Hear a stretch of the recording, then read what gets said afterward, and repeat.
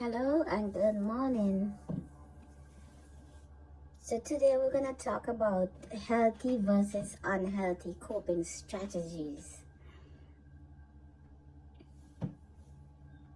So coping strategies are actions we take consequently or consciously or unconsciously to deal with stress, problems, or uncomfortable emotions. Unhealthy coping strategies tend to feel good in the moment, but have long-term negative consequences. Healthy coping strategies may not provide instant gratification, but they lead to long-lasting positive outcomes.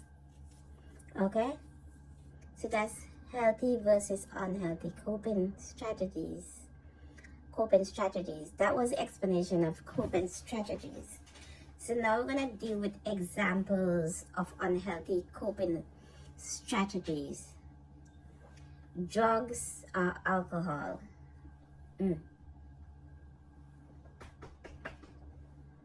Okay, let's see what's drugs. So I'm just reading because I don't know how to talk about this. So I'm reading. So drugs are chemical substances that can change how your body and mind work.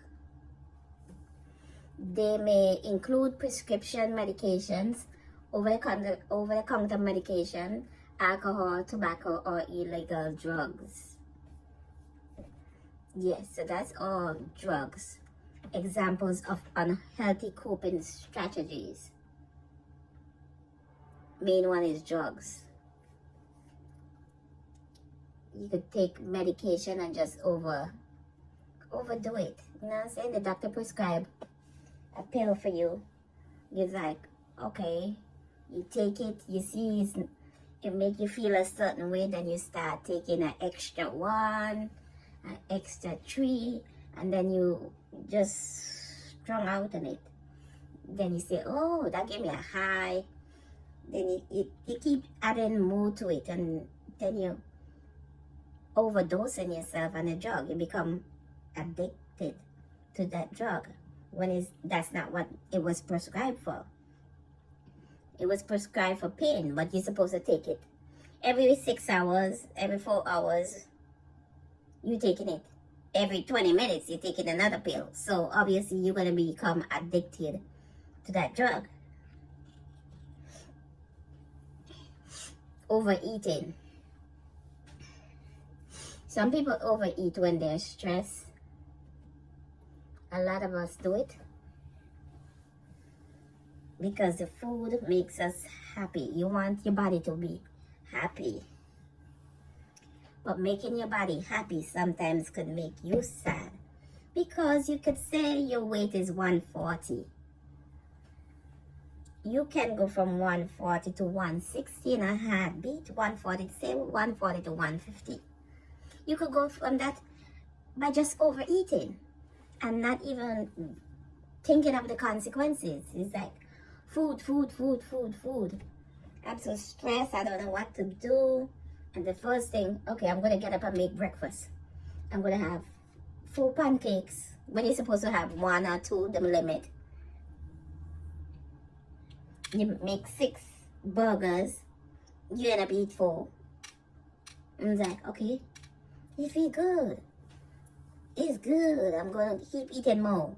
For dinner, you can making some other fried food or some other thing, and you're eating in abundance. You're packing your plate up like this, like you at a buffet or something, and it makes you feel good. But then when you go on the scale and look at the numbers, it's like, what's going on here?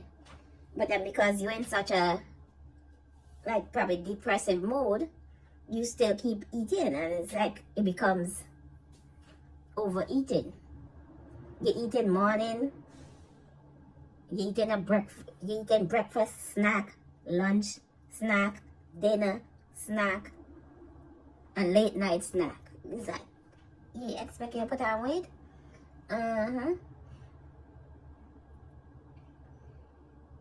Overeating is the act of consuming more calories than your body needs, often past the point of being full. While occasionally overeating is common, frequent overeating can lead to weight gain, discomfort, and potential serious health issues. It is distinct from binge eating disorder, which involve repeated episodes of consuming large amounts of food with a feeling of loss control. So it's like you have a don't care mood. So I'm just gonna eat 4 burgers, 4 days. Then you start the next day you're gonna eat 5. It's like, damn, I'm still empty. And goes like, okay, let me try 5, 6. It's like, so you ordering out food. You order for 5 burgers. The people that might think you won't eat, share those up with other people. They don't know you that you're gonna eat them all by yourself. It becomes a bad habit gone wrong. It's a bad habit going wrong because now you're overeating. You never full. And then you start putting on the weight. And then you don't want to go outside no more because you don't want nobody to see you. Because you become overweight also. So that's what overeating do. Eating more calories than your body could consume. And then you end up with 600 pounds, 400 pounds, 600 pounds. And saying, when did I get like this?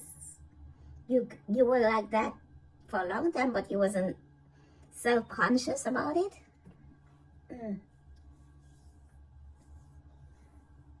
Child, I'm putting on weight right now, and I need to lose it like ASAP, okay?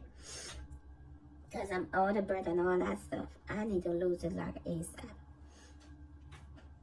ASAP. I have some weight stuck there. I need to move.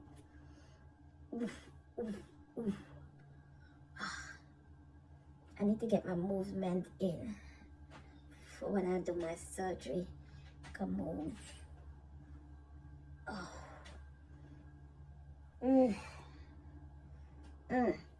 Okay, so the next one is called procrastination. So when I said the word, I look up the meaning. I should have done find this already. Procrastination.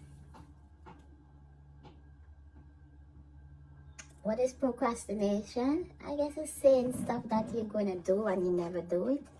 Procrastinating about it. Procrastination.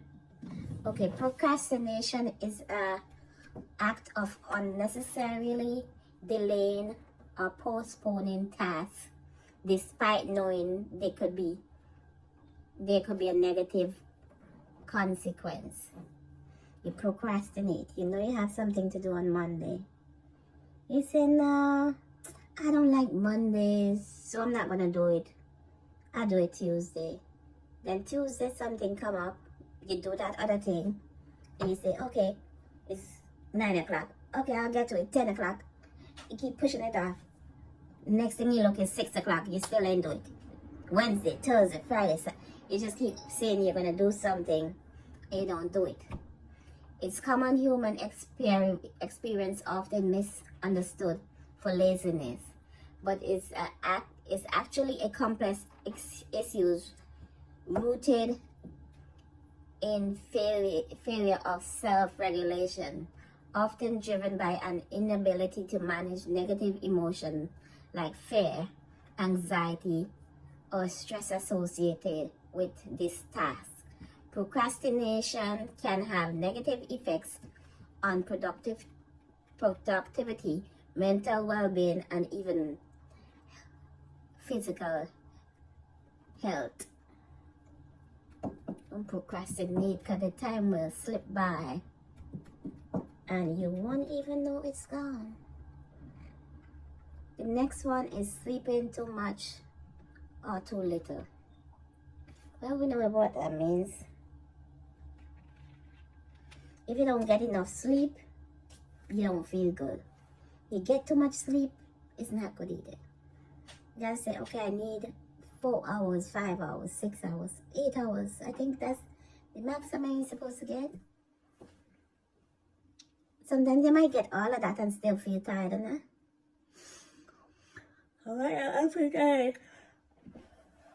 I still put a sleep up machine, but maybe I need to put the mask on to close my mouth. Maybe my mouth be open the whole time. So I'm still very tired.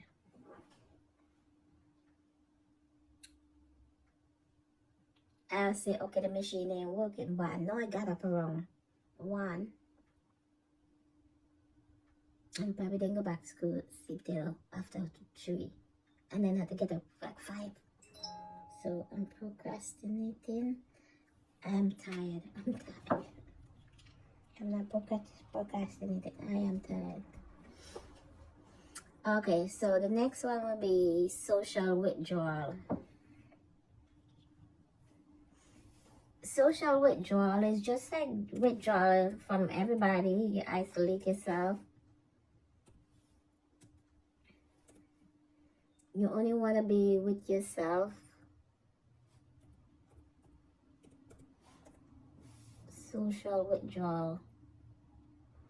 Social withdrawal refers to a pattern or reduced social interaction or engagement with others. It involves avoiding social situations, limiting contact with friends and family, and feeling disconnected from social network. We do that sometimes. We all do that. I like to be by myself because sometimes you hang out with people. That's good.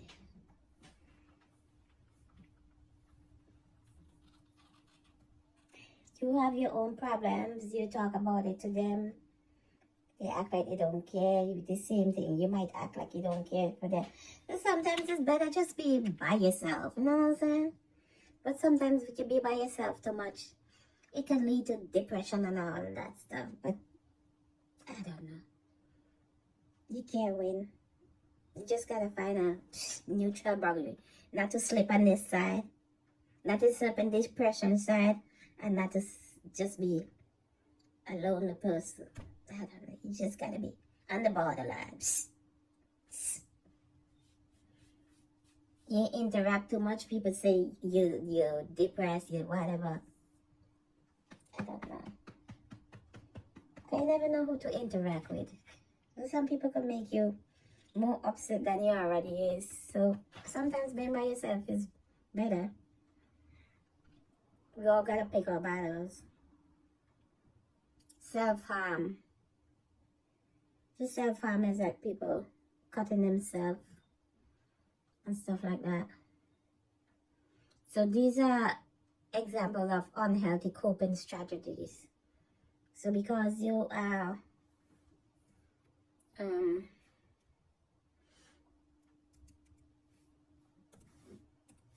depressed, you don't know how to cope with your situation, so you harm yourself. If you know somebody who's doing that, you call the suicide hotline.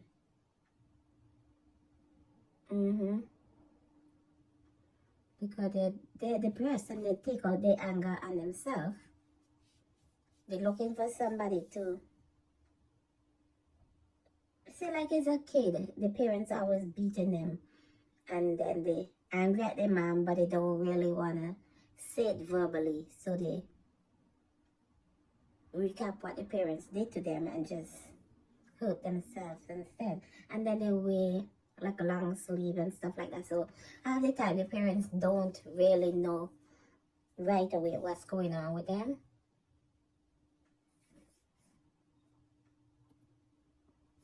And it could be a mental thing too. It's like your brain tell you to do that Because if you listen to your parents, then you won't be in that trouble. But some kids don't like to listen. And the next one is aggression. So unhealthy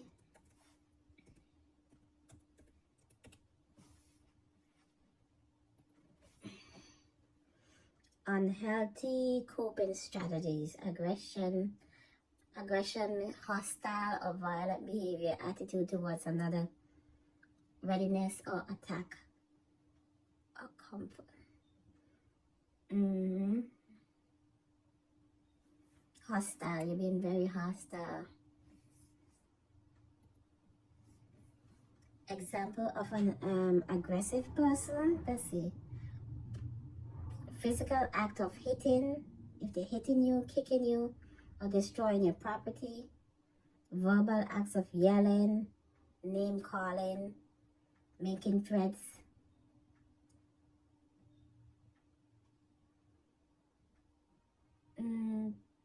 All those are acts of aggression.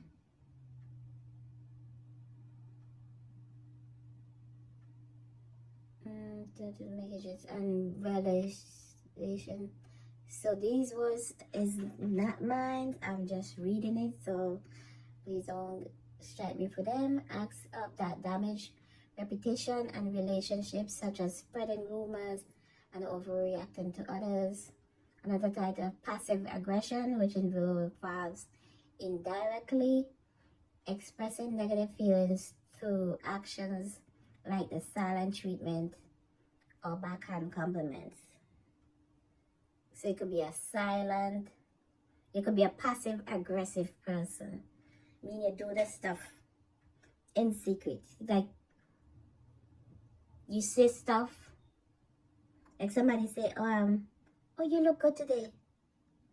Instead of saying thank you, you turn around and say, well, you look ugly today. It's like you don't want to take the compliment.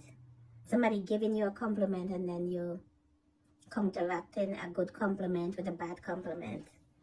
Who want to be around somebody like that, who don't want to accept a compliment, who don't want to give a compliment? Your compliment is always a bad compliment. No, keep it to yourself. So those are examples of unhealthy coping strategies. So next I'll dive into examples of healthy coping strategies, but I'll make another video for it. So if you see this video on your timeline, remember to watch it all the way through. If you see commercials pop up, watch the commercials also. If you want to donate anything, you hit the YouTube dollars and send up super stickers, or you could drop something in my Cash App, which is $ Andrea F. Jacobs, or my PayPal, which is jacobsandrea80@yahoo.com. Follow me on my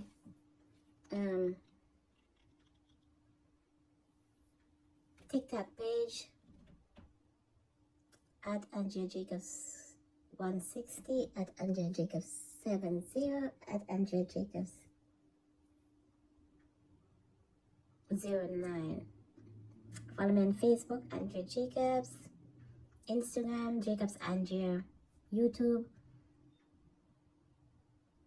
Life with Andrea J and Family, Andrea Jacobs 2, and it's Eve Love 2. Alrighty. Snapchat. I think my Snapchat is called Island Girl. I really don't understand how to do Snapchat, but I've been posting some stuff over there too. Snapchat, Threads, those other apps. There's too much apps to keep up with. But anyway, thanks for watching again. And if you haven't subscribed to my channel, please just hit the subscribe button on YouTube. If you see this video on Facebook, hit the follow button. And if I get monetized, I'm already monetized over there. Please drop a donation. Please support the page And if you watch the video, please leave a comment. Don't just watch it and don't say anything. Watch it and leave a comment. Leave a good comment. You leave a bad comment, that's not offensive, fine. But if you leave a bad comment, that's offensive. You will be instantly blocked. Okay? See you when I see you. Thank you.